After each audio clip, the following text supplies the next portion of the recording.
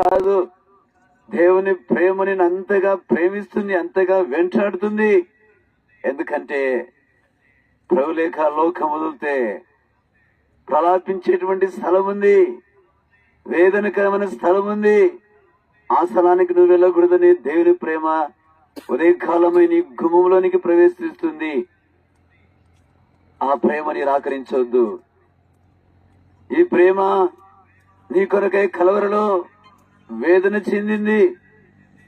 ఈ ప్రేమ నీ కొరకై కలవరలో కేక వేసింది. ఈ ప్రేమ నీ కొరకై కలవరలో రక్తమంతా కూడా కాడ్చింది. ఈ ప్రేమ నీ కొరకై చనిపోయింది. ఈ ప్రేమ నీ కొరకై తిరిగి లేచి పరమునకు వెళ్లి స్థలం సిద్ధపరిచి మళ్ళీ రాబోతుంది. ఉన్నతమైన ప్రేమ ప్రియులరా, నిరాకరించవద్దు. ఈ లోకము శాశ్వతమైనది, పరలోకము శాశ్వతమైనది. పరలోకానికి ఓనా యేసుక్రీస్తు ప్రభువారు మార్గమై ఉన్నాడు.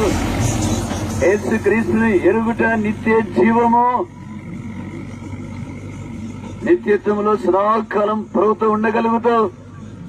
ఆ రాజ్యము శాశ్వతమైనది, అది నిరంతరం ఉండేది, నిత్యం ఉండేది, లయము కానిది. ఆ రాజ్యము కొరకై ప్రభువారు ఉదయ కాలం ఆహ్వానిస్తున్నాడు. ఈ లోకము ఒక దినాన అగ్ని చేత కాల్చబడబోతుంది. ఈ లోకము నాశనము కాబోతున్నది. దేవుని ఉగ్రత లోకం మీదకి రాబోతున్నది. అయిలరా, దేవుని యందు భయభక్తులు కలిగి, నీతి కలిగి, యథార్థత కలిగి, సత్యము కలిగి, భయము కలిగి జీవించగలిగితే దేవుని రాజ్యాన్ని పొందగలుగుతావు. లేకపోతే భయభక్తులు చేస్తుంది మోసగాళ్ళు, అబద్ధికులు, దొంగలు, వ్యభిచారులు, నరహంతకులు చనిపోతే నరకానికి వెళ్లిపోతారు.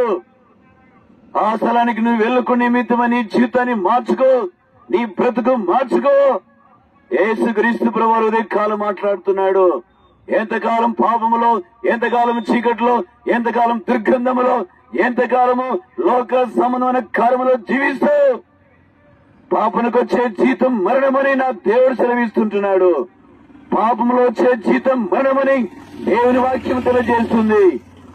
ఆస్తుల నుంచి విడుదల పొందాలనుకుంటే నీ గొంతులో ప్రాణముండగానే నీ లోకాన్ని విడవకమునపై యేసుక్రీస్తునందు విశ్వాసముంచు. అయ్యా